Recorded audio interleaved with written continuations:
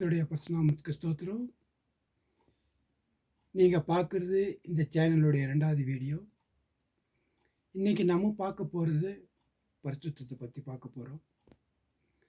இந்த உலகத்தில் பரிசுத்தவான்னு சொல்கிறதுக்கு யாருமே கிடையாது, தேவனை தவிர. அப்படி இருக்கும்போது இன்றைக்கி நம்ம மற்றவங்களை குற்றம் குறை சொல்லிக்கிட்டே நம்ம வாழ்ந்துட்டுருக்குறோம். அந்த குற்றம் குறை சொன்னாக்கா நம்மளுக்கு ஏதாவது ஆதாயம் கிடைக்குமான்னு பார்த்துட்ருக்குறோம். உங்களுக்கு நான் ஒரு கதை சொல்ல வரேன். ஒரு விபச்சாரியான ஸ்திரீ மக்களிடத்தில் கையும் களவுமாக பிடிபடுறாங்க.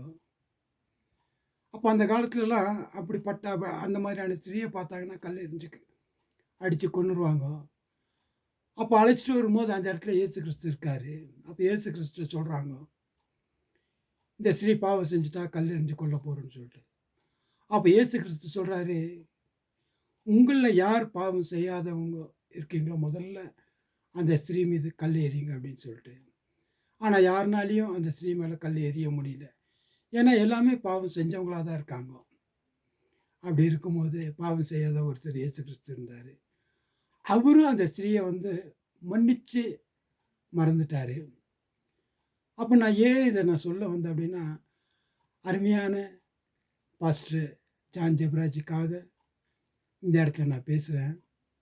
அவர் பாவம் செஞ்சாரா செய்யலையான்றது நம்மளுக்கு தெரியாது. அவருக்கும் கர்த்தருக்கும் மட்டும்தான். அவர் பாவம் செஞ்சிருந்தால் அதுக்கான தண்டனை நீதிமன்றம் கொடுக்கும், கர்த்தரும் கொடுப்பார்.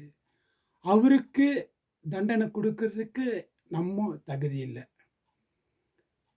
அதனால் இன்றைக்கி அவருடைய பாடலை கேட்டு எத்தனையோ பேர் மனம் திரும்பியிருக்கிறாங்க. குடிகாரம் மனம் திரும்பியிருக்கிறாங்க. எத்தனையோ பாவ வழியில் இருந்தவங்கெல்லாம் மனம் திரும்பி இன்றைக்கி ஆண்டவருக்குள்ளே இருக்காங்க. அவங்கெல்லாம் சேர்ந்து இன்றைக்கி கண்ணீர் விட்டு கதறி ஜெபிச்சதுனால தான் அந்த சிறைச்சாலை கதவுகள் திறக்கப்பட்டது. அவருக்கு அந்த பெயில் கிடச்சிருக்கு, வெளியே வந்திருக்காரு. இன்றைக்கி வெளியே வந்தது மட்டும் இல்லை, அவருடைய ஊழியம் முதல்ல இருந்ததை காட்டிலும் ரெட்டிப்பான ஆசீர்வாதத்தோடு இந்த ஊழியம் மீண்டும் தொடரும்.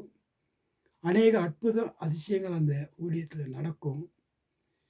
இதை இவரை ஒரேடியாக ஒன்றுமே இல்லாமல் அழிச்சிடணும்னு நினச்ச ஒவ்வொருவரும் கண்ணோக்கி பார்ப்பாங்க, இதை வேதனையோடு பார்ப்பாங்க. இருந்தாலும் பரவாயில்ல, அவங்களுக்காக நம்ம ஜெபிச்சுக்கலாம்.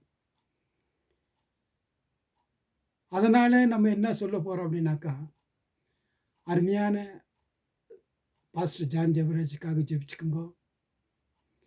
இந்த வீடியோ உங்களுக்கு பிடிச்சிருந்தா எங்களுக்காக ஜெபிச்சுக்குங்க. ஆமென்.